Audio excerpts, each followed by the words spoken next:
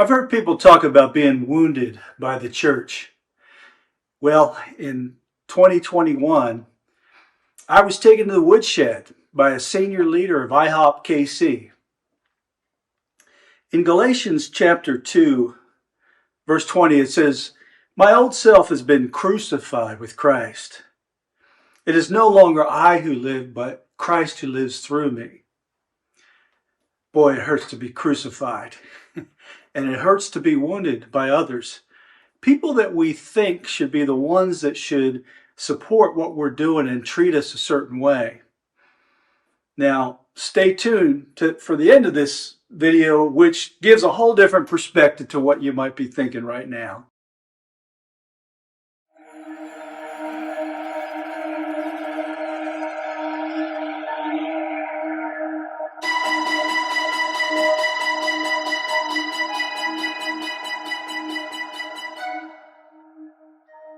After Dora and I got married, the Lord continued to open up doors and bless our ministry. We had up to 40 people that would oftentimes come over to our home on Sunday evenings for fellowship. After we were promoted to zone pastors, that group grew to 89 active participants in what we called the Coffee Connection. We also were asked to lead a prayer group, also to train people and lead a prayer altar ministry team. And I was asked to lead a prophetic ministry team that served over in the global prayer room.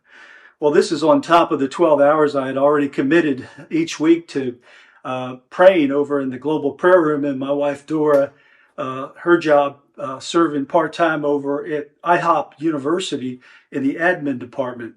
Needless to say, we were both actively engaged, really full-time in ministry.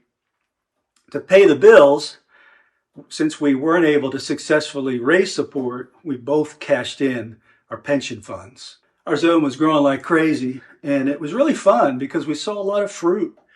And people wanted to be a part of our group because we were inclusatory, and people wanted to build community.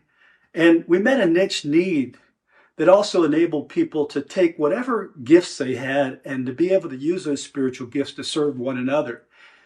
Seems like overnight we went from just 2 friendship group leaders in our zone to now 14 that were helping us to lead table discussions when we met weekly. But all that changed on a cold winter day in February of 2021 when a senior leader on a conference call asked me to step down from all the leadership roles that I had.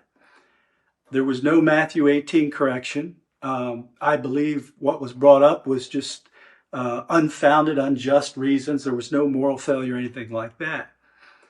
Well, after being removed, the last couple of years, it's been difficult. I understood more what it meant to feel like you were wounded by the church. Well, fast forward here to 2 years later, and right now in December of 2023, IHOP is being shaken to the very core over the allegations that are facing Mike Bickle. And there's a lot of upset people that were former leaders that you could tell are disgruntled, partly because of the fact of the way that senior leadership has treated people and handled certain situations.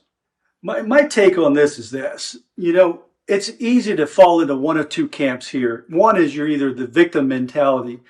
And if we fall into that camp, we can carry that stigma around with us the rest of our lives. Or the other thing is to look at it in a completely different and healthy perspective, which is best exemplified by a book written by Gene Edwards, which is called Crucified by Christians. This is a wonderful book, which is about looking at the whole wounded situation from a different lens, a different perspective, seeing it through the eyes of Christ, which is, who's the one who really crucifies us? Is it the person that does something that we think is wrong or treats us in a way that we feel is unjust? Or is it God who chooses to crucify us, to mold and shape us in His image by choosing other Christians from which to carry out God's will? It's been hard for me, but I've chosen to look at it from the perspective of what Gene Edwards defines in this book, crucified by Christians. If you feel in any way that you've been wounded or you're carrying around those old scars, I would highly recommend that you go out and buy this book.